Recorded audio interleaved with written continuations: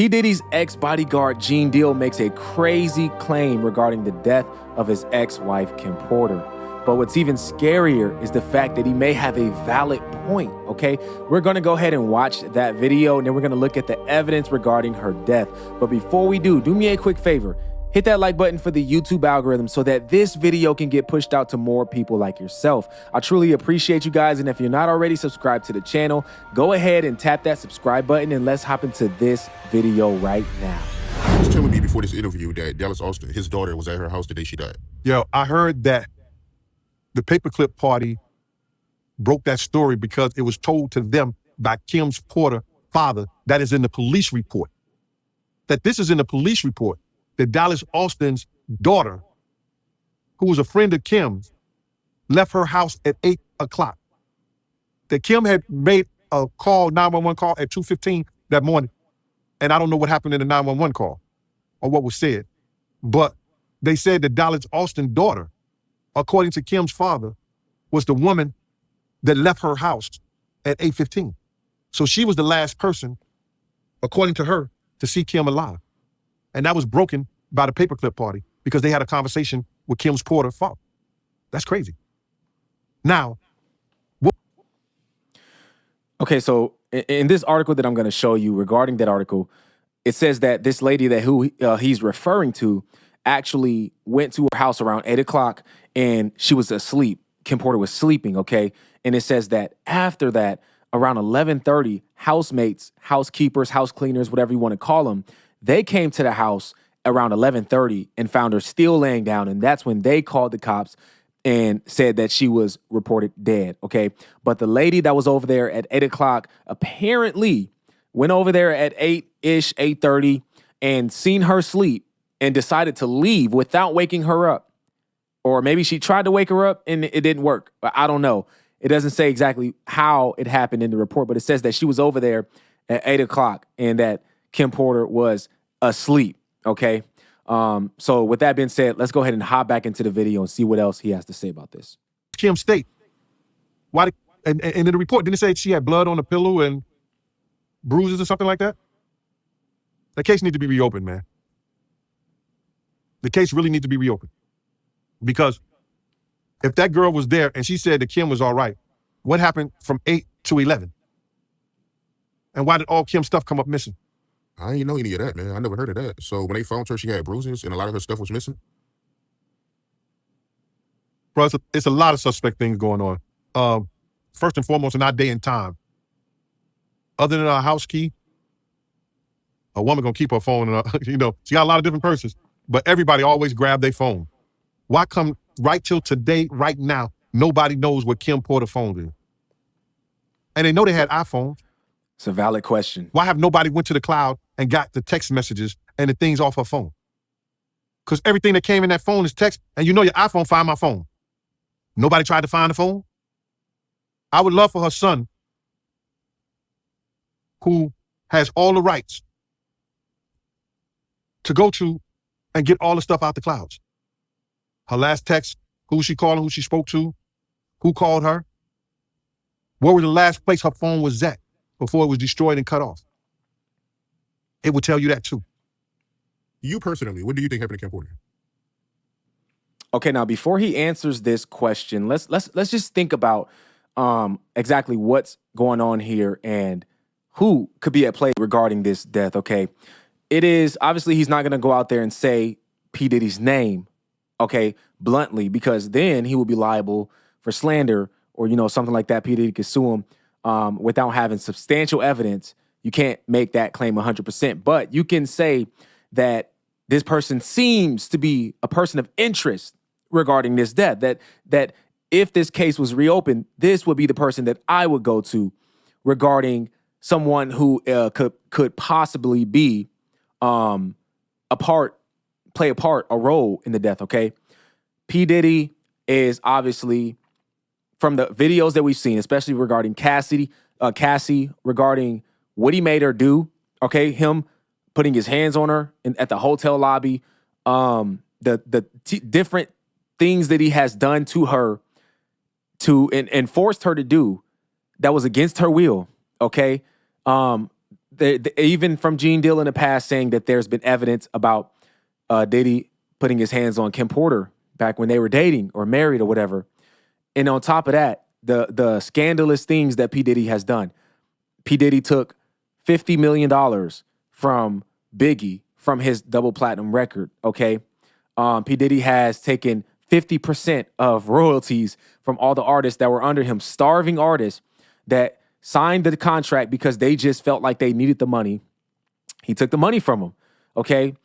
He is obviously a person of interest when it comes to the death of Biggie and Tupac, okay? He is surrounded by death. He's surrounded by negativity. He has slandered the name of T.D. Jakes. Even though T.D. Jakes is at fault for doing what he's done and making business with him, he slandered the name of T.D. Jakes, bringing him into this drama. It seems like this wouldn't be far-fetched to say that Diddy had something to do with this death, okay? It wouldn't be out of the ordinary. It wouldn't be insane to think that. And that's my opinion. All right, let's see what he feels about this.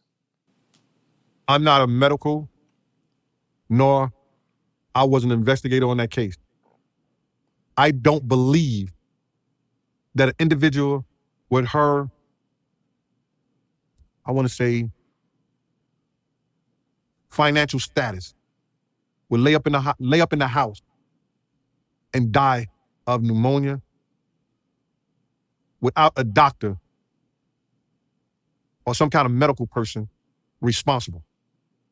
So I think it may have been some, I guess, foul play.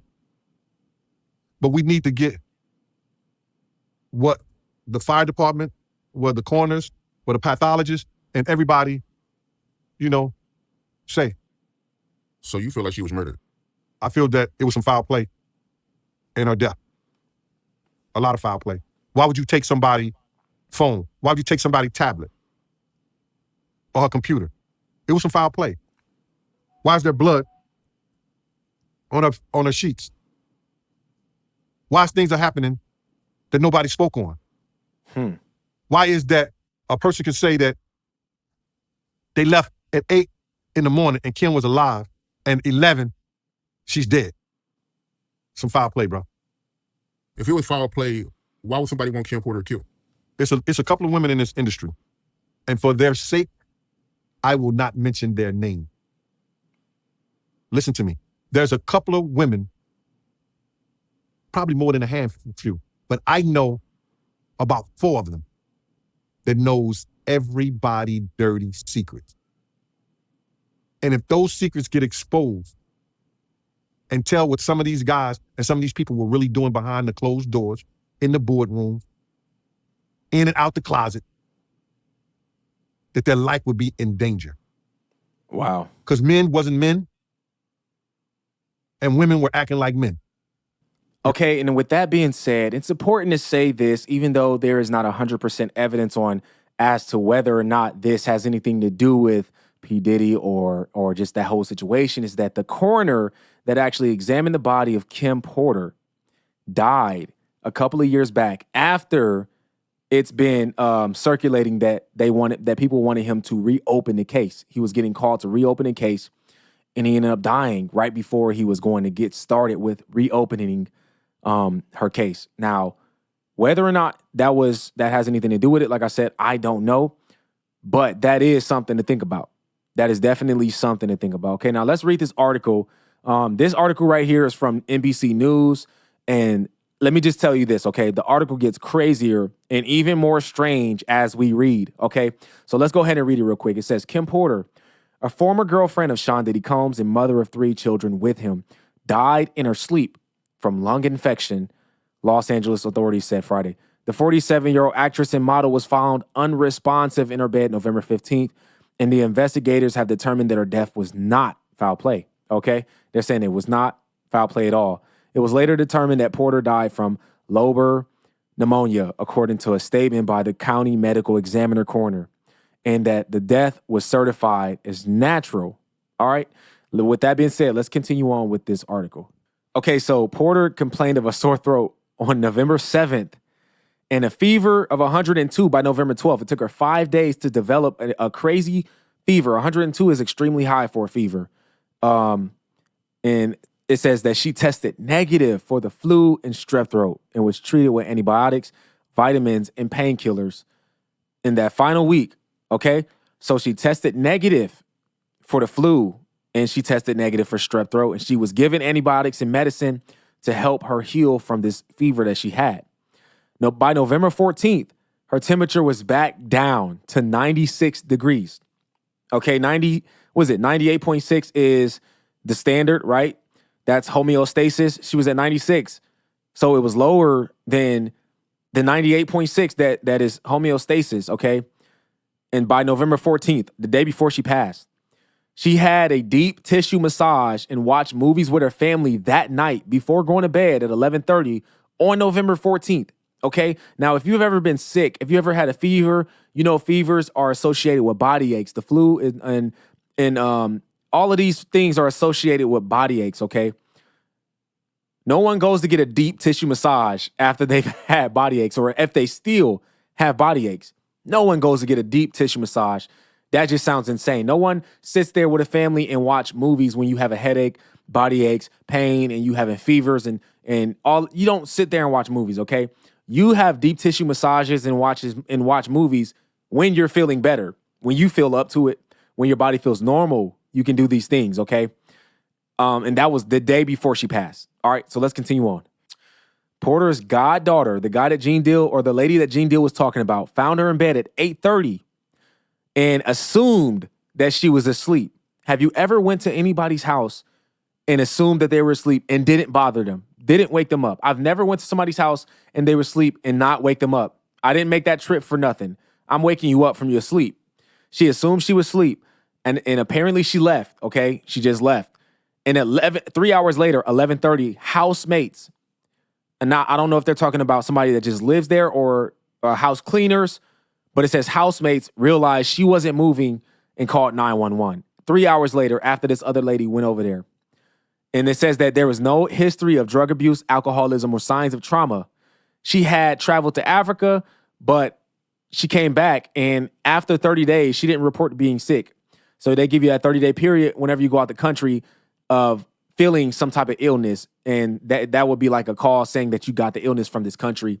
She didn't do that, okay? She was perfectly fine coming back from Africa. And it says that, she had no health complaints coming from her trip. It is not far-fetched. It is not a bad look. It is not a bad examination to say that there was foul play regarding her death. It just isn't. For the examiners and the coroner to say that this was a natural death is injustice to her, okay? Insane. Knowing who her husband was, okay, and the stuff that he's done, after all of this stuff is coming out, I'm not saying that 100% it's him, but I'm saying this. I agree that it was foul play, and I agree that he is a person of interest. He's a person of interest regarding this, okay? This is insane, okay? And it's even more insane because of the fact that there's probably people that's being paid off. There's people that are turning a blind eye to things that are happening because they have business with a certain individual, okay? This is wild. And just like Gene Deal said in his interview, it's kind of crazy that you cannot find her phone. Okay, she was in the middle of writing a book. She was almost finished writing a book about her life and putting in there details about P. Diddy. And in that book, she was writing it, typing it on a computer like we do nowadays. And that computer is missing. It hasn't been found. The book was never published. I don't know if somebody else published it on her behalf. I don't believe they did. But the book was never published, according to my knowledge, okay? And the computer that was on was not found. Her phone is missing. How could you not say that that's foul play? That's wild. That is wild, yo. That is insane. But I'll tell you this, look.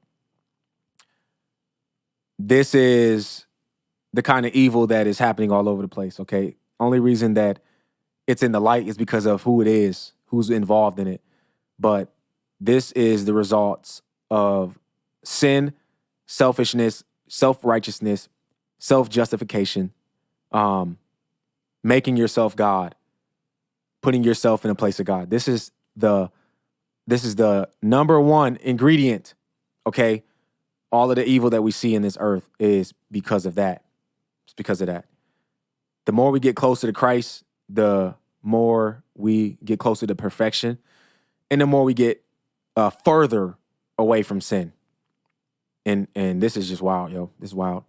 Shout out to Gene Dill for putting this out. Let me know what you guys think about this video in the comment section, okay? If you're new to the channel and you like what you see, I encourage you, hit that subscribe button, okay? And hit the post notification bell so that you do not miss another video, okay? And if you want to see another video that I made about P. Diddy, you can check it out. It should pop up right now. All right, my name is Aaron Page. I will catch y'all on the next video. Until next time, I'm out.